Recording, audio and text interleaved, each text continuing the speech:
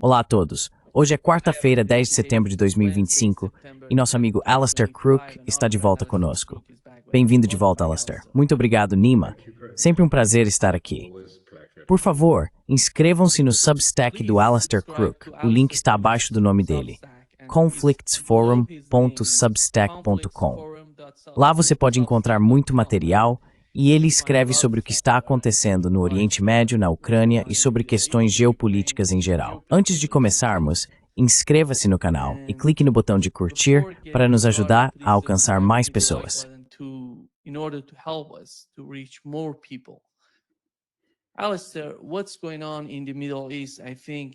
Alastair, o que está acontecendo no Oriente Médio? Eu acho que é de enorme importância neste momento, porque Israel atacou o Catar. O Catar não é o Líbano nem a Síria. É um dos aliados mais importantes dos Estados Unidos no Oriente Médio.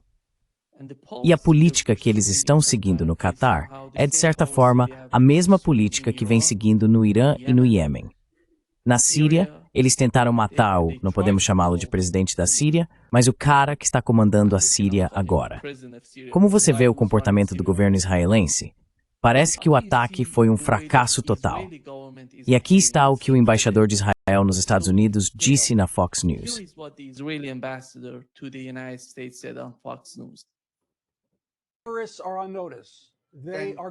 Terroristas estão avisados, eles serão eliminados. Embaixador, eu entendo isso. E também a história. Obviamente, Israel está sob ataque constante. Neste caso, autoridades do Catar e a liderança do Hamas estão dizendo que vocês não atingiram os alvos que buscavam. Eles obviamente estão condenando esse ataque como um ataque dentro de um país aliado dos Estados Unidos. Aqui na Casa Branca, os Estados Unidos estão expressando preocupação de que isso não avançou os objetivos dos E6 ou de Israel. E você tem os estados do Golfo, incluindo a Arábia Saudita, emitindo declarações muito contundentes de condenação. Então, vocês atingiram os alvos que buscavam? Se não conseguimos desta vez, conseguiremos na próxima.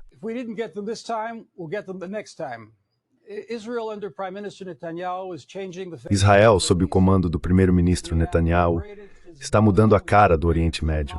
Nós enfraquecemos o Hezbollah, enfraquecemos o Hamas, os Houthis e o Irã, a cabeça da serpente que lidera esses grupos em um esforço para destruir Israel. Quando derrotarmos esses representantes do Irã, quando derrotarmos o extremismo islâmico, isso beneficiará, na verdade, nossos vizinhos na região, que são moderados e querem viver em paz conosco. Então, neste momento, podemos estar de aulas fermagmáticas.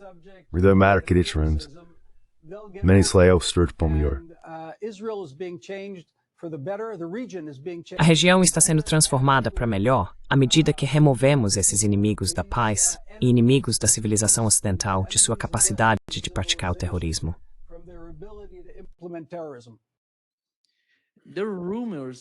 Há rumores de que a inteligência turca de alguma forma informou os líderes do Hamas antes do ataque acontecer, porque eles estavam monitorando o que estava acontecendo em Israel, os movimentos em Israel.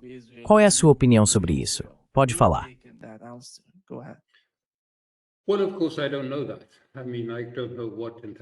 Bem, é claro que eu não sei disso. Quero dizer, não sei que informações os serviços de inteligência passaram ou deixaram de passar para o Hamas ou para o Catar. Mas eu diria que é bastante possível, porque, obviamente, qualquer aeronave que esteja no ar, especialmente quando você tem aviões-tanque britânicos e também aviões-tanque americanos para reabastecimento, e há F-15 israelenses na mesma área que Doha, tenho certeza de que isso teria sido detectado e teria soado um alerta em algum lugar da região. E é bem possível que isso tenha sido repassado. Eu não sei. Mas o que você disse no início é realmente o ponto central da questão.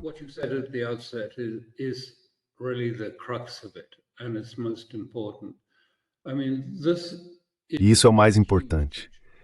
Quero dizer, isso marca uma grande mudança, porque, como você disse corretamente, o Catar tem se colocado no centro como uma espécie de mediador regional. Se você se lembra, até mesmo o Talibã foi a Doha para mediação. Mas, além disso, Doha tem apoiado de forma ativa as forças contra a Síria, treinando, preparando e dando, por assim dizer, apoio. E também tem estado muito envolvido no Líbano contra o Hezbollah. Tudo isso sob a justificativa, se preferir, de remover o Irã da região. E para esse fim, o Catar também tem sido, de uma forma ou de outra, um facilitador em Mosul.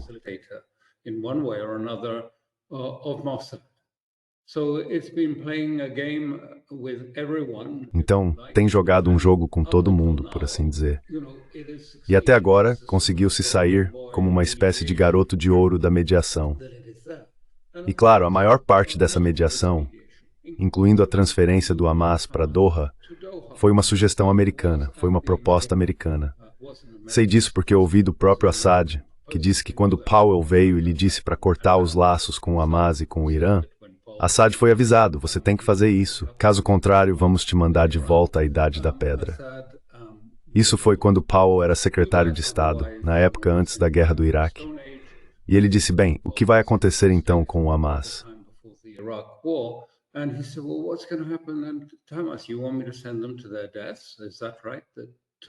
Você quer que eu os envie para a morte?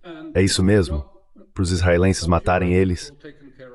E o Powell disse, não se preocupe, está tudo resolvido, eles vão para Doha, está tudo certo. Então, claramente, isso fazia parte do acordo, se quiser chamar assim, desde aquela época. Eles vêm jogando esse jogo, lucrando enormemente com isso, tanto em termos de prestígio nos Estados Unidos e na Europa, quanto lucrando de forma mais direta com ligações diretas a alguns familiares e apoiadores de Trump. Então sim, e de repente tudo isso chega ao fim. E é o fim de uma era. Não há dúvida disso. Sabe, eles achavam, talvez com alguma razão, que eram imunes.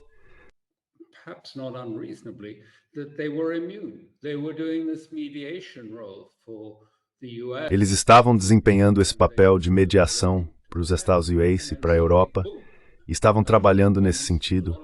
E então, de repente, bum, nossas bombas, muitas delas explodiram em Doha, com o objetivo de matar a equipe de negociação do Hamas, que estava lá especificamente para discutir a última proposta, que supostamente veio de Witkoff via Qatar e outros intermediários, propondo uma nova fórmula para encerrar o conflito em Gaza. Em vez disso, eles não foram mortos. Pelo que entendi, várias pessoas morreram, mas não eram membros da equipe de negociação, ou pelo menos a maioria da equipe de negociação. Não temos detalhes exatos no momento. Então, obviamente, isso teve um grande impacto, porque até agora os estados do Golfo e a Arábia Saudita sempre contaram com o fato de que hospedam bases americanas e agem em nome dos Estados Unidos.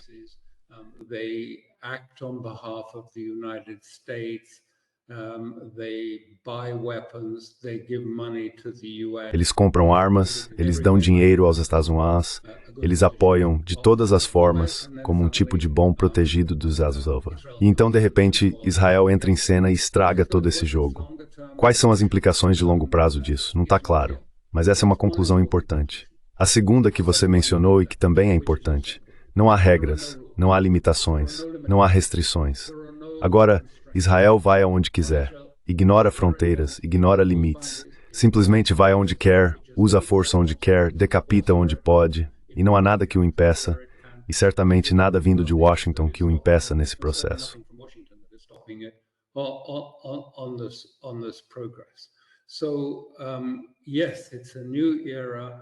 Então, sim, é uma nova era. Agora temos uma guerra ilimitada no Oriente Médio que está estabelecida. Eles irão a qualquer lugar, atacarão em qualquer lugar, para promover os interesses de Israel. E isso ocorre às custas de um Estado do Golfo que, de certa forma, construiu sua reputação, sua sobrevivência, até certo ponto, dessa maneira. E muitos deles vão ter que se recalibrar. Sabe, era aceitável para os Estados do Golfo, eles estavam satisfeitos em simplesmente dizer, bem, estamos cooperando com os Estados Unidos para conter o Irã e todos os seus proxies. Mas agora parece que eles não são invulneráveis. Agora parece que as coisas podem se expandir, e obviamente eles estão e ficarão muito abalados com isso.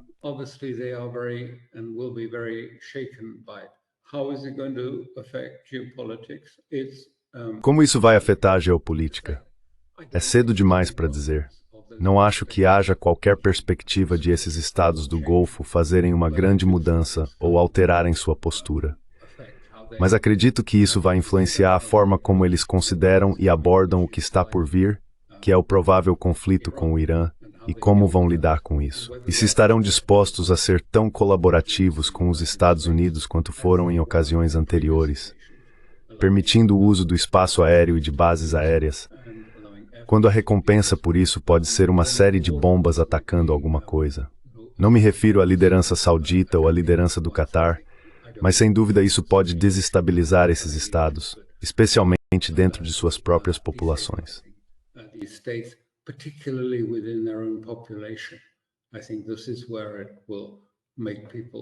Acho que é aí que isso vai assustar as pessoas, vai deixá-las com medo, porque, se quiser, isso tira a máscara de como tudo isso foi feito.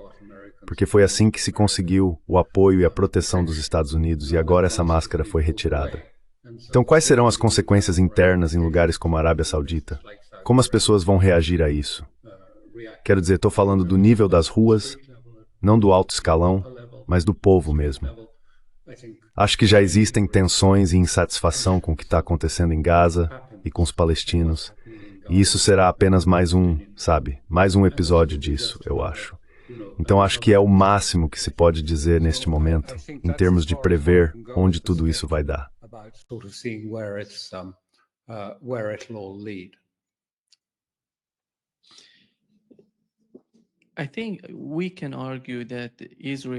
Acho que podemos argumentar que Israel está em algum tipo de conflito direto com a Turquia na Síria, porque eles estão atacando, atingindo alvos na Síria que de alguma forma estão relacionados ou cooperando com equipamentos turcos. E eu não sei, as pessoas que de alguma forma estão cooperando com o governo turco na Síria.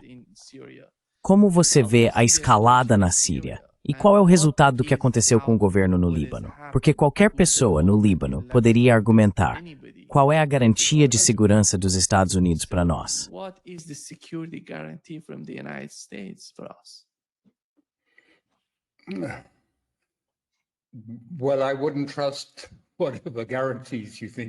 Bem, eu não confiaria em nenhuma garantia que você acha que tem.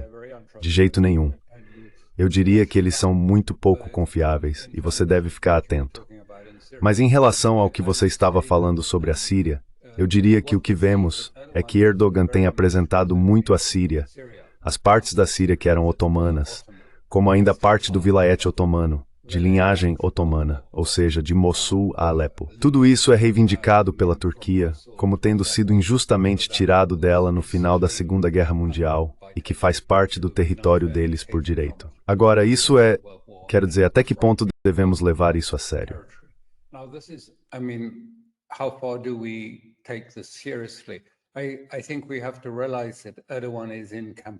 Acho que precisamos perceber que Erdogan está em modo de campanha no momento, porque seu mandato presidencial vai expirar ao final deste período, a menos que ele consiga convencer o parlamento de que há uma emergência, caso em que, excepcionalmente, é possível estender o mandato. Mas também está ocorrendo uma mudança significativa na Turquia, especialmente nas áreas urbanas. Vemos protestos. Os jovens já não são, por assim dizer, os sunitas piedosos que você encontraria em outras partes da Turquia, que eram simpáticos à Irmandade Muçulmana e a Erdogan.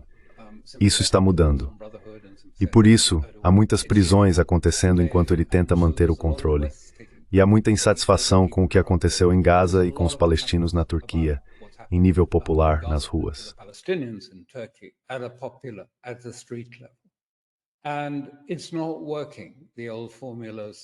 E não está funcionando. As fórmulas antigas que Erdogan tinha não estão funcionando. Então, até certo ponto, a Síria é uma distração importante dos problemas que ele enfrenta em casa. É uma distração importante e uma forma de demonstrar o nacionalismo turco de uma maneira que não é tão ofensiva, por assim dizer, para alguns dos jovens habitantes de Istambul e outros que têm escapado de seu controle. E, na verdade, se afastando de toda a fórmula islâmica que ele produziu, o tipo de Islã predominantemente ligado à Irmandade Muçulmana que ele abraçou.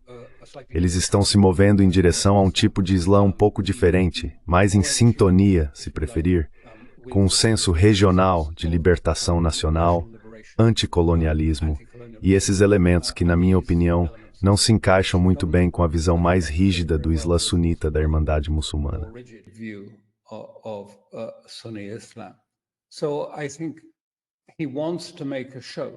Então, eu acho que ele quer fazer um espetáculo. Quanto mais território ele conquista e quanto mais duro ele se mostra, Tomar território na Síria vai gerar manchetes. Boas manchetes, de certa forma. Você sabe, lidar com os curdos vai causar complicações, é claro, também na Turquia. Mas tudo isso é positivo para o Erdogan, mostrar que está recuperando partes históricas da Turquia. Israel, por outro lado, está absolutamente determinado a não deixar a Turquia dominar na Síria. Não permitir que ela domine militarmente. Não permitir que estabeleça, junto com os drusos, uma autonomia em uma parte e com os curdos no Nordeste e criar uma espécie de corredor para a Turquia, indo de Altanf, passando por Suaida, até a fronteira com o Irã, o que, claro, a OTAN gostaria de ver acontecer.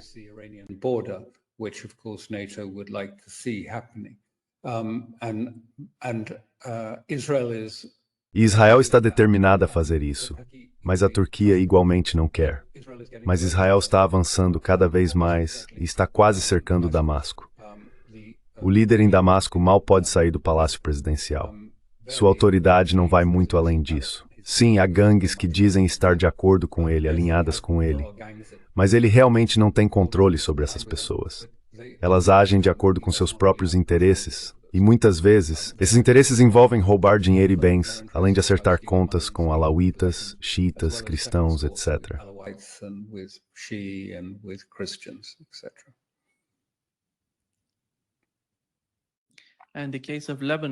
No caso do Líbano, enquanto eles estão tentando pressionar bastante o Hezbollah e atacando o Catar, não vejo nenhum tipo de sinal positivo sendo enviado ao Líbano.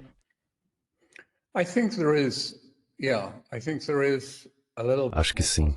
Sim, acho que há um sinal um pouco mais positivo. Sim, há uma enorme pressão dos americanos e, em particular, da Arábia Saudita.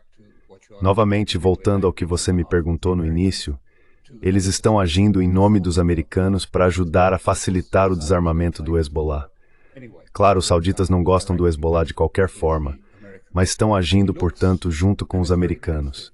Parece, e ainda é muito incerto no momento, mas parece que o exército libanês, e não se esqueça de que grande parte do exército libanês, que é um exército de conscritos, é necessariamente xiita.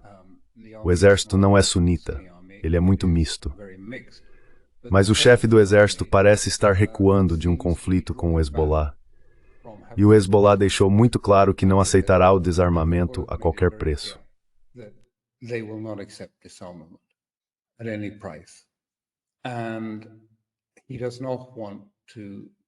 E ele não quer ver o derramamento de sangue libanês em nome de atores externos. Então, eu acho que, de certa forma, o exército, estou falando do exército libanês, está se afastando disso. E, na verdade, até o presidente está mostrando sinais de não estar tão entusiasmado com esse processo, restando apenas Nawaf Salim, o primeiro-ministro, que é um defensor fervoroso, aconteça o que acontecer, do desarmamento do Hezbollah.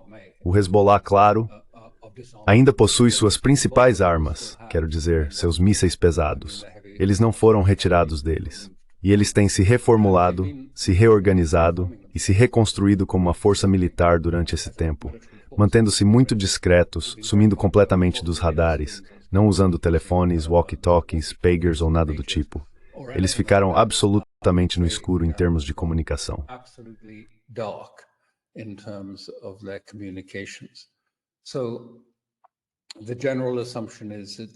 Então a suposição geral é que eles estão, portanto, em uma posição defensiva, bastante vulnerável. Mas eu colocaria um ponto de interrogação nisso. Não acho que o Hezbollah esteja necessariamente nessa posição.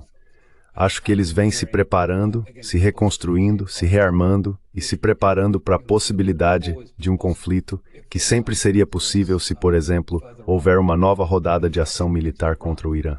Seria bastante possível que então eles fossem envolvidos. Lembro que anos atrás me disseram que o cálculo básico dos Estados Unidos era que antes de atacar o Irã, precisavam atacar o Líbano e o Hezbollah, porque eles precisavam ser destruídos antes de atacar o Irã.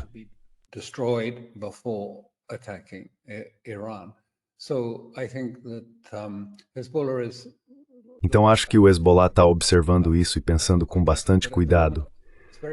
Mas no momento, tudo é muito incerto e não estou sugerindo que acabou de forma alguma.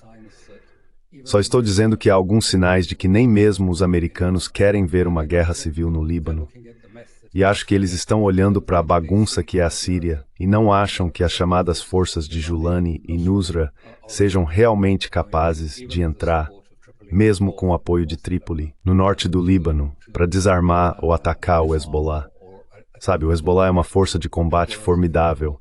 E o que realmente aconteceu depois disso é que sim, houve um grande golpe quando eles perderam a liderança.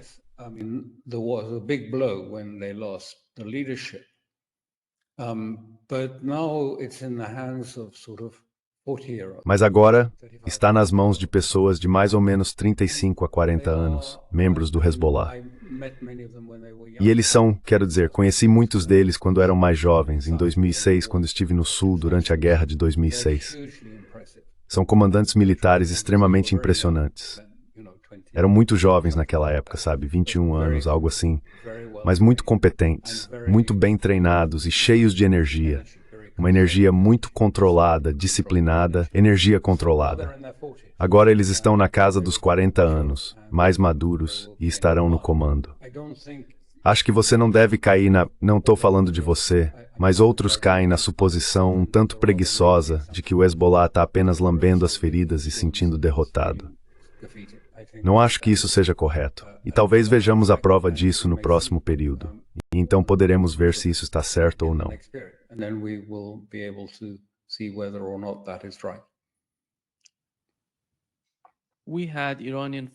Tivemos o ministro das Relações Exteriores do Irã no Cairo assinando um acordo com Grossi, o chefe da IAEA. Muitas pessoas estão criticando o Irã por causa disso. O que se passa na cabeça dos iranianos, na sua opinião?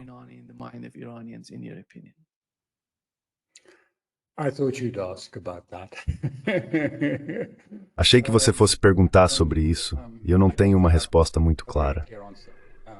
A situação visualmente é claramente desastrosa. Quero dizer, ver o ministro das Relações Exteriores apertando a mão de Grossi, o diretor-geral da IAEA, a quem eles acusaram de, na prática, fornecer as informações necessárias para o ataque de 13 de junho aos cientistas nucleares para Israel, junto com outras informações coletadas por meio de suas próprias estruturas na IAEA. Acho que o pano de fundo disso, de certa forma, é o que você viu acontecer em Tianjin, com a OCS, a Organização de Cooperação de Xangai, e a reunião lá presidida por Xi, o Sr. Putin e Modi.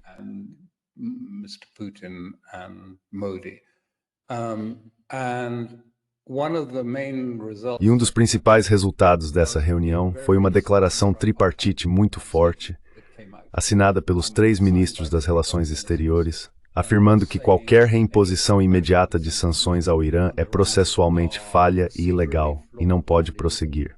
Quero dizer, essa é uma linguagem dura em uma declaração formal ao secretário-geral.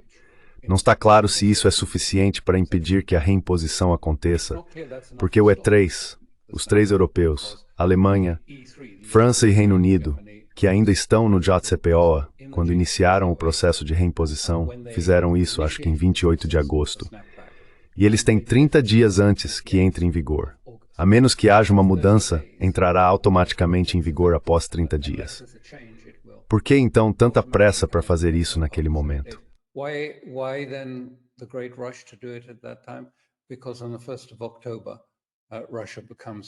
Porque no dia 1º de outubro, a Rússia assume a presidência do Conselho de Segurança. E isso não significa que há um veto nisso. Não pode haver veto. Mas significa que Rússia e China podem talvez agir de forma processual, não em termos de veto, mas processualmente, para atrasar ou até mesmo atrapalhar esse processo, mas isso está longe de ser certo. Acho que no momento as perspectivas são de que com o snapback, ainda não vimos qual será a reação do E3 às negociações entre o Irã e a IAEA, e ainda não sabemos exatamente o que isso implica. Claro, você sabe, está sendo divulgado no Ocidente que a IAEA agora vai a Fordow, a Isfahan e a todos os lugares vasculhar por lá e dar uma olhada no urânio enriquecido. E isso vai restabelecer o tipo de mecanismos de inspeção.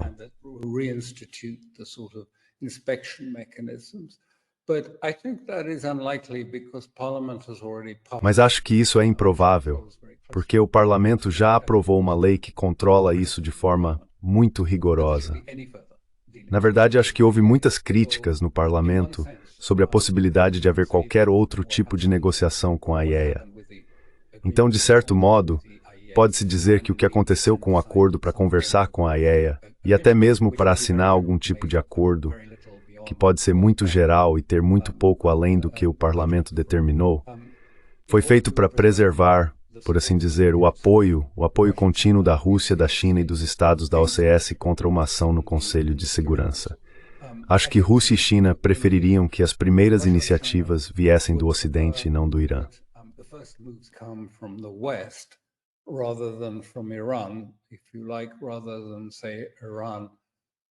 Se preferir, em vez de o Irã se recusar a negociar com a IAEA e dizer não, então isso parece, ou seria apresentado pelo Ocidente, como o Irã estando do lado errado dessa questão, e isso enfraqueceria os esforços deles para, digamos, mudar o processo. Mas devo dizer que é lamentável que isso tenha acontecido ao mesmo tempo em que vimos esse ataque em Doha à liderança do Hamas, ver o ministro das Relações Exteriores, Arashi, meio que sentado e assinando com as mesmas pessoas que o parlamento disse, não queremos eles de volta ao país. Novamente parece ser uma espécie de aceno de rendição. No entanto, acho que é preciso ver isso dentro do contexto mais amplo de qual é o processo geopolítico e do apoio que o Irã precisa dos membros da OCS.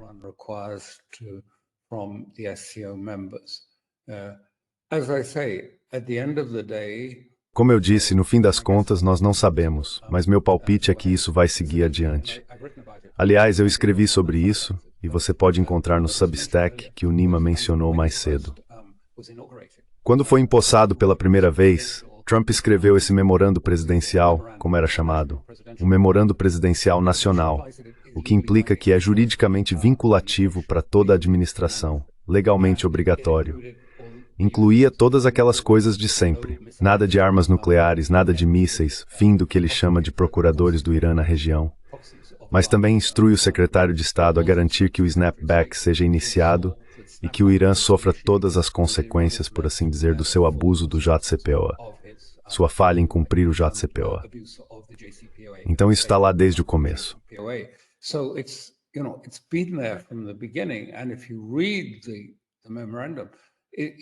E se você ler o memorando, é, por assim dizer, um roteiro para a guerra. Quero dizer, não há concessões. E por isso acho que essa é uma das dificuldades que o Irã está enfrentando. Um dos problemas, porque à luz do que acabou de acontecer, à luz do que vimos em toda a região, para aqueles que falam sobre diplomacia e negociação com os Estados Unidos, parece uma quimera, porque está bastante claro, se você ler aquele memorando, você verá. Quero dizer, os Estados Unidos não estão buscando um resultado negociado, nem Israel. Eles estão buscando capitulação completa e uma disposição do Irã de, por assim dizer, se despir de qualquer sistema de defesa ou autodefesa, ou então enfrentar uma ação militar.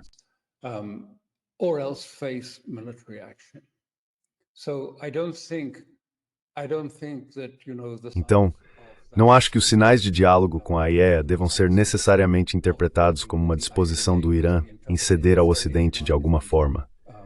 Mas acredito que seja mais uma implementação tática desnecessária. No entanto, penso que há uma compreensão muito clara na liderança iraniana de que é provável que as sanções do snapback sejam implementadas e, portanto, é bastante provável que o Irã deixe o TNP. Como resultado, estaremos em uma crise em breve. Uma das coisas estranhas e bastante paradoxais é que até 13 de junho a narrativa israelense sempre dizia: esta é a oportunidade, esta é a janela. O Irã nunca esteve tão fraco. Todos os seus próximos foram desarmados, danificados ou decapitados.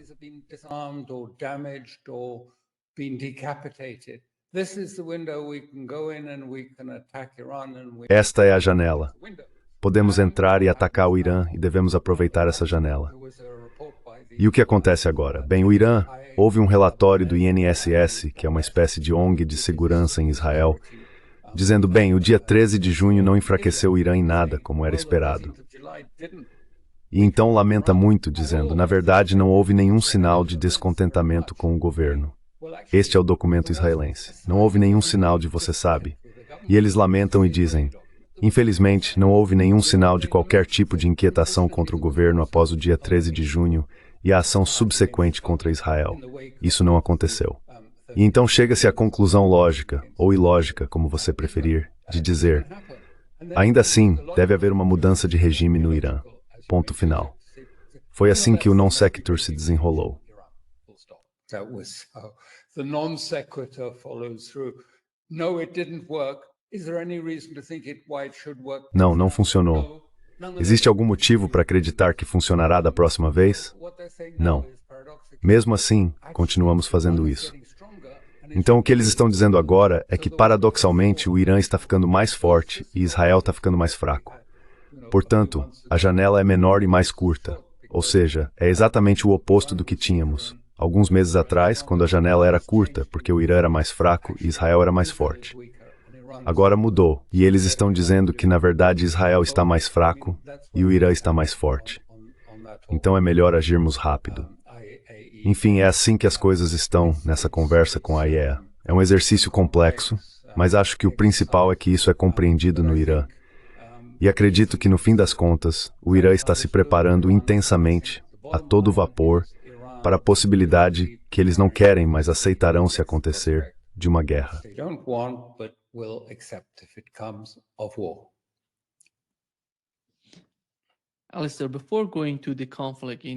Alastair, antes de irmos para o conflito na Ucrânia, quando você olha para o Oriente Médio hoje, e a forma como os Estados Unidos, você mencionou a política de capitulação, a capitulação total, que eles estão buscando no Oriente Médio em relação ao Irã e outros atores da região.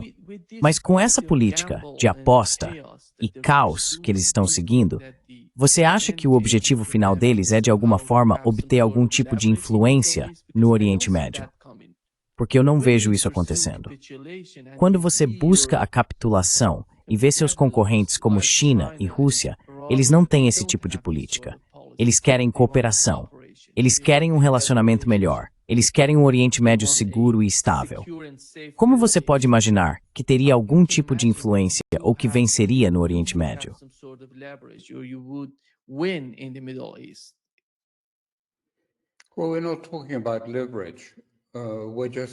Bem, não estamos falando de influência. Estamos apenas falando que Israel mudou. Quero dizer, essa é a grande mudança que está acontecendo. Isso está sendo imposto por assassinatos, ataques de decapitação, ataques com mísseis, assassinatos. Quero dizer, essa é a imposição. Os acordos de Abraão, que eram, como você descreveu, originalmente sobre avançar para uma região mais pacífica, por meios voluntários, estados como Marrocos e outros disseram sim, vamos normalizar com Israel. Agora não é mais assim.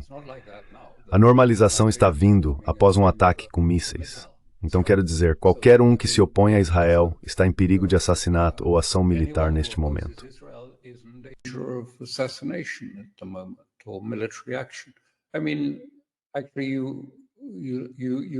Quero dizer, na verdade, você passou esse trecho no início da conversa e o embaixador disse, bem, vamos atrás deles onde quer que estejam. Não importa, atravessando qualquer fronteira, nós iremos. Então estamos em uma era totalmente nova, guerra sem limites, sem elementos legais, sem antigos conceitos ou pensamentos geopolíticos. É pura força bruta para conseguir o que se quer. Isso será viável? Isso é viável? Bem, acho que há duas coisas a dizer sobre isso. Não estou tentando fingir que tenho alguma conclusão fácil, mas uma delas é que Israel, Ben-Gurion, entendia que Israel era um estado pequeno, sabe, com cerca de 1 milhão de pessoas, e que nunca conseguiria ter um grande exército de conscritos. But that it would never be able to have a big conscript army.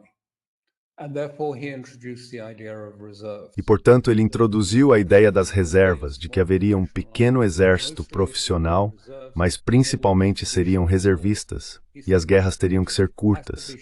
Ele disse isso especificamente.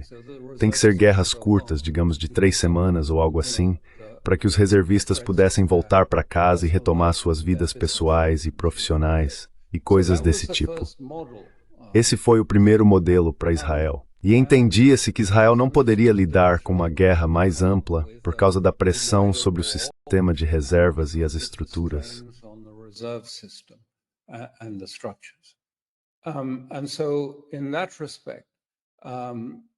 E nesse sentido, sabe, acho que Israel está agora excedendo seus limites, suas fronteiras. Quero dizer, estava em toda parte no Oriente Médio. Foram cerca de 5 países atacados na última semana, de Iêmen a todo o Oriente Médio. Esse é um elemento. Mas outra coisa é que houve um artigo muito contundente publicado recentemente na edição de fim de semana do Haaretz, escrito por alguém que voltou a 1948.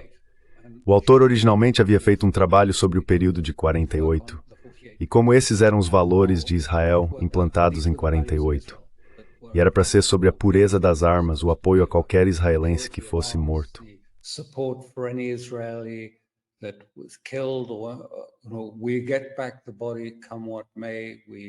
Nós recuperamos o corpo, custe o que custar, voltamos e lutamos por eles. E então ela compara isso e diz, claro, que não foi o que aconteceu em 48. Pessoas foram mortas, crianças foram baleadas, mulheres foram estupradas, e nunca houve justiça. Ela nunca veio. Houve um relatório escrito, mas nunca publicado. E ela disse, sabe, mesmo quando estava claro que crimes foram cometidos contra palestinos, crimes óbvios, isso nunca foi abordado. E o que ela estava realmente dizendo é, olhe para nós agora. É a mesma coisa, sabe? Onde estão nossos valores? O que é Israel agora? Apenas uma máquina de matar? É a Haganah?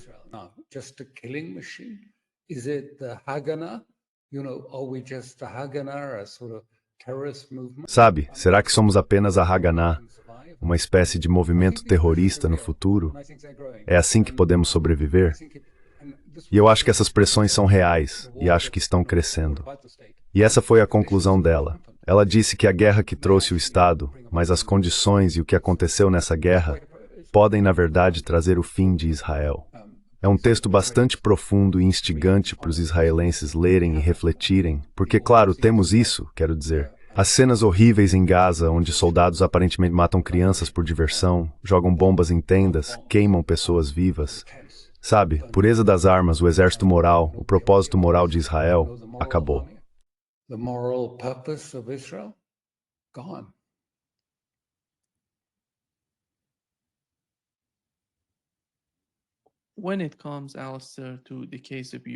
Quando se trata, Alastair, do caso da Ucrânia, tivemos uma nova escalada ontem.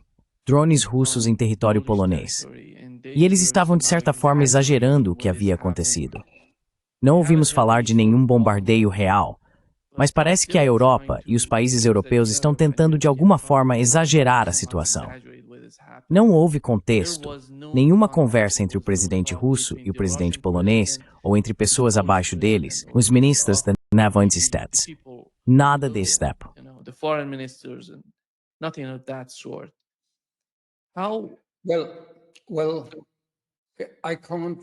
Bem, não posso garantir isso e dizer, sabe, que isso é verdade. Mas vou te dizer, antes de tudo, que os russos dizem que não lançaram drones na Polônia. Os russos estão dizendo, e não estou dizendo que essa seja uma posição oficial necessariamente, mas eles estão dizendo que eram drones Geran, os drones Geranium, que entraram na Polônia. E eles acreditam que, na verdade, esses drones foram feitos para parecer drones russos. Que, na verdade, foram montados usando partes de drones iranianos que caíram na Ucrânia, e que eles foram, sabe, deliberadamente montados com o máximo possível de destroços de drones iranianos, junto com novos elementos para criar drones que, ao caírem e serem examinados por especialistas, parecessem bem, veja, claramente peças russas nisso, e portanto é um míssil russo.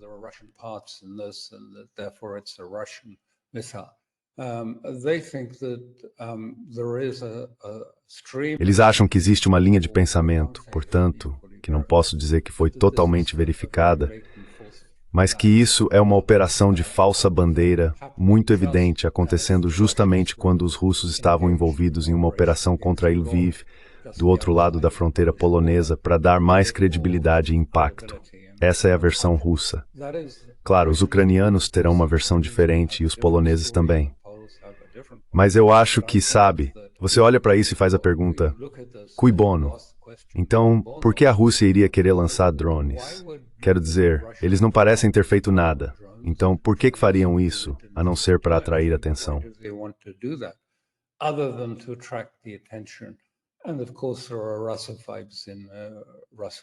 E claro, há russófobos na Polônia, e o primeiro-ministro sugeriu convocar uma reunião do artigo 4 da OTAN para discutir essas coisas que estão acontecendo. Mas é isso que eu entendo, que esses incidentes foram habilmente construídos usando partes reais de destroços de drones caídos dos drones Geran, montados com outras peças feitas para parecer um drone russo, e então disparados contra a Polônia, precisamente para provocar esse tipo de reação da OTAN que o primeiro-ministro polonês Tusk parece estar defendendo. Vamos ver. Mas claro, como sempre acontece com essas situações, o perigo das operações de falsa bandeira é que às vezes funcionam, às vezes não.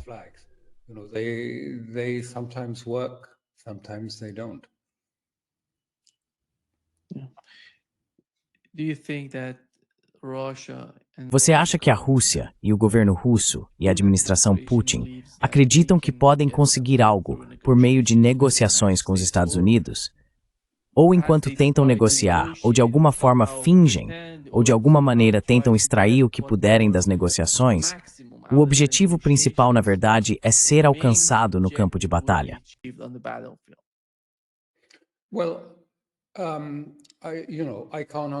Bem, não posso responder pelo que Putin achou da reunião em Anchorage, porque isso não é algo que esteja disponível publicamente.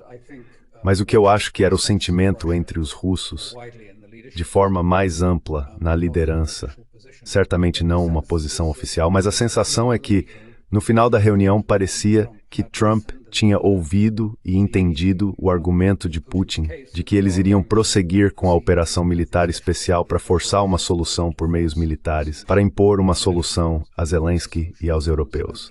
E eles acharam que tinham algum tipo de indicação de que Trump iria resistir às sanções e a outras ações por um tempo, pelo menos.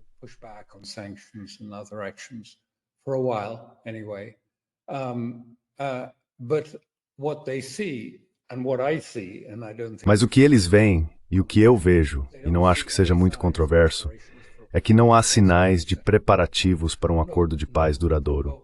Nenhum trabalho preliminar adequado, nenhum trabalho de equipe. Sabe, existem certas coisas, e Putin deixou isso muito claro. Quero dizer, do jeito que as coisas estão, como haveria um acordo final quando a Ucrânia ainda opera sob lei marcial? Teria que haver um referendo sobre isso. Referendos não podem ser realizados sob lei marcial. E se a lei marcial for encerrada, então uma eleição para um novo presidente precisa acontecer. Tudo isso faz parte do processo ucraniano. Mas não se vê nenhum esforço sério por parte dos Estados Unidos para começar a colocar em prática os elementos para uma solução política.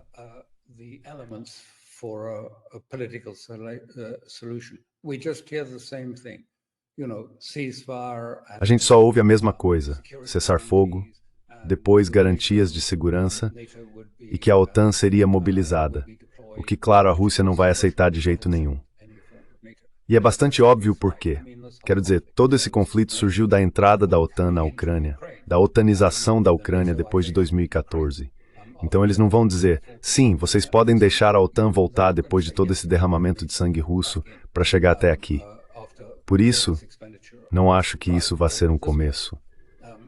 Mas mesmo assim, vemos que no final disso, Trump não fala com Putin, mas vai até os europeus e faz uma reunião com a coalizão dos dispostos e diz a eles, olha, vocês realmente precisam sancionar a Rússia? Não, vocês têm que sancionar toda a Rússia.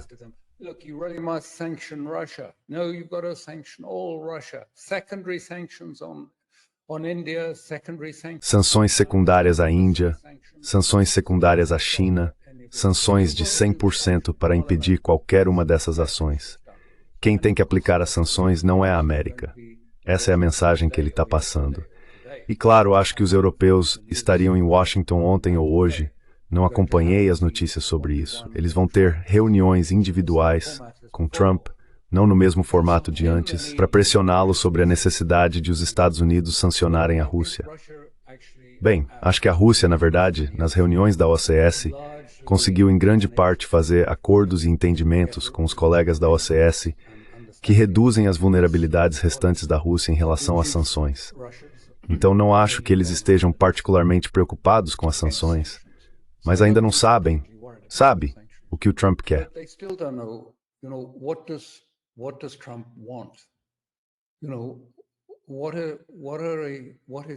Sabe quais são os próximos passos dele? No momento é de um jeito, no momento seguinte é de outro. Não sabemos o que ele vai dizer depois, o que ele vai fazer. E acho que a conclusão geral deve ser, quero dizer, para qualquer um que acompanhe isso de perto, que os Estados Unidos querem manter um estado de domínio perpétuo e escalatório, se não domínio, pelo menos uma escada escalatória. Quero dizer, a Rússia tem o domínio, mas eles querem manter uma espécie de escada escalatória apoiada contra a Ucrânia, como algo ao qual possam voltar quando quiserem, ou no futuro talvez queiram subir essa escada escalatória.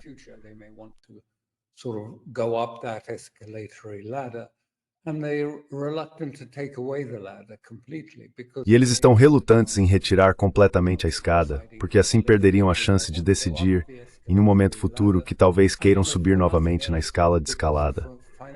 Quero dizer, se não for por outro motivo, é por razões financeiras. Pelo dinheiro, sabe, que o conflito na Ucrânia trouxe de volta para o complexo industrial militar, mas também para muitos políticos. Tem sido um grande negócio, assim como foi o Afeganistão. Então, realmente, se não há sinal de progresso, nenhum progresso tangível, qual é o sentido de uma reunião entre Putin e Zelensky? Quero dizer, eles podem até sentar juntos, mas o que vão dizer?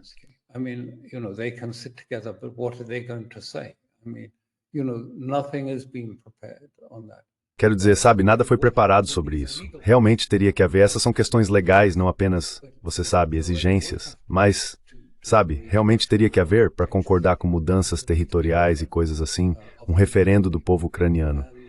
E sabe, isso significa o fim da lei marcial e isso significa o fim de Zelensky no poder. Nada se move, nada acontece. Então o que Trump quer, acho que no momento, é escalada. Onde tudo isso vai dar, sabe? Quando você olha para o apoio dele à guerra de Israel em Gaza, e seus comentários outro dia deixaram claro que eles não vão parar a anexação da Cisjordânia. Eles não têm nada a dizer. Depende dos israelenses. Quero dizer, para onde tudo isso está nos levando?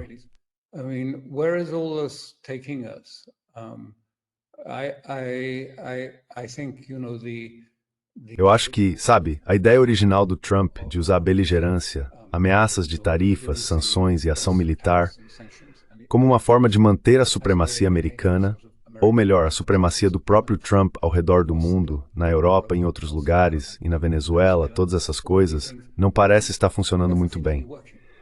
Então o que vai acontecer a seguir é uma grande questão. Ele vai, quer dizer, até agora, e de novo o que aconteceu em Doha é fundamental.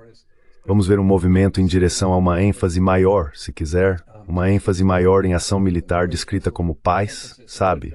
Guerra disfarçada de paz. E será que isso é suficiente para acalmar sua base maga? Bem, essa é uma pergunta sem resposta.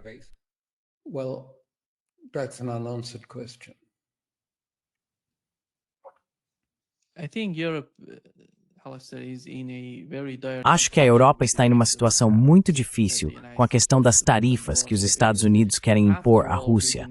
Porque, afinal de contas, com o Nord Stream e a questão do petróleo russo, eles estão tentando impor tarifas e sanções. Eles estão recebendo, são um dos mais importantes importadores de petróleo russo, junto com China, Índia, Turquia, União Europeia e Brasil. E grande parte do petróleo que estão recebendo vem não só diretamente da Rússia, mas também Índia e da Turquia. Então, qual é a solução da parte deles? De certa forma, bem, é pior.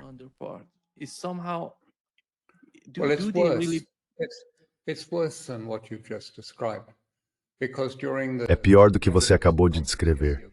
Porque ao final desta conferência, a conferência da OCS, foi assinado um contrato para o Sibéria 2 com a China, que pode ser concluído até 2030, em menos de 10 anos. Mas o ponto principal aqui é dizer que esse gás vinha do Alasca, e a China está logo ali, e o gás está lá em cima no Alasca. Claro, ele sempre foi destinado à Europa. Esse campo de gás foi desenvolvido e pensado para o Nord Stream e para a Europa. Mas agora que o contrato foi assinado, ele nunca mais voltará para a Europa. Os europeus, todo o modelo de negócios da Alemanha, eram muito dependentes do gás barato vindo por gasoduto da Rússia e do campo do Alasca. Mas agora está comprometido. Vai para a China. Então não é só o que você mencionou sobre os europeus. Eles estão pagando pelo menos 7 vezes mais do que pagavam antes. O modelo de negócios deles exigia energia barata. Their business model required cheap energy. Soon they'll have nothing and nothing in prospect. Logo, eles não terão nada, e nada em perspectiva. E você sabe, provavelmente vão aceitar isso, porque são tão fracos na União Europeia. Eles dizem qualquer coisa, sabe? Porque se fizermos o que ele quer em relação às sanções contra a Rússia, talvez ele seja mais duro no apoio à Ucrânia. Quero dizer, é assim que eles pensam. Eles pensam, sabe, no acordo comercial com a América e tudo mais. Ah, sim, von der Leyen diz bem, sim, poderíamos ter sido mais duros nas negociações.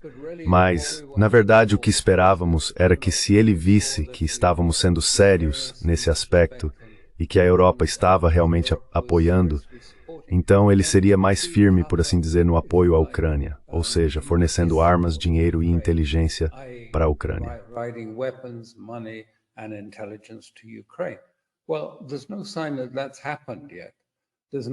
Bem, não há sinal de que isso tenha acontecido ainda. Não há sinal de que isso esteja acontecendo ainda. O que ele está dizendo, em vez disso, é não, vocês, Europa, têm que pagar pelas armas, vocês têm que comprá-las dos Estados Unidos, então podem enviá-las para a Ucrânia. Vocês têm que aumentar suas contribuições para a OTAN para 5%, ou seja, um imposto de 5% sobre a Europa, todo ele gasto na compra de armas americanas. E ele está dizendo, agora vocês podem começar a sancionar a Rússia. Para onde a Europa vai se voltar? Já alienou a China. Alienou completamente a Rússia.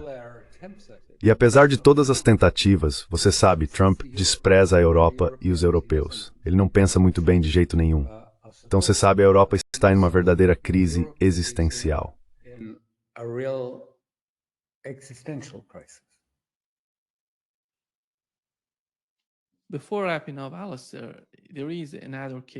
Antes de encerrar, Alastair, há outro caso acontecendo no Nepal, uma espécie de revolução colorida, que está relacionada tanto à China quanto à Índia.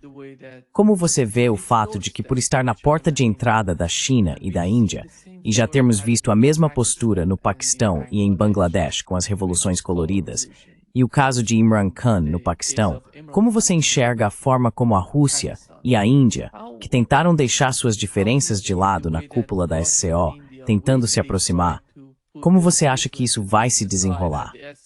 A Índia, de certa forma, sente que os Estados Unidos estão dispostos a sacrificá-la por causa da guerra na Ucrânia. Por isso estão se aproximando da China. E como esse incidente, essa revolução colorida no Nepal, pode influenciar a relação entre os dois?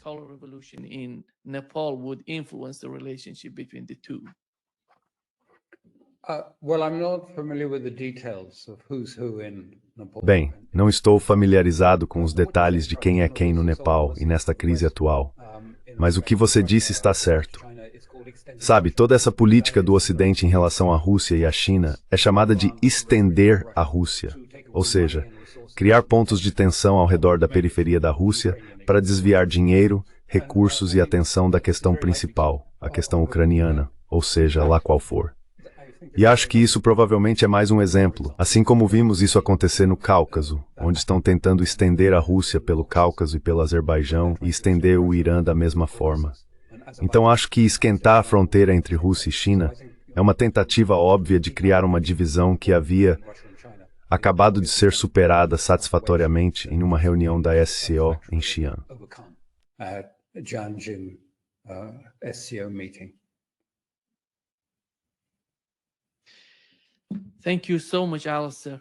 Muito obrigado, Alastair, por estar conosco hoje. É sempre um grande prazer.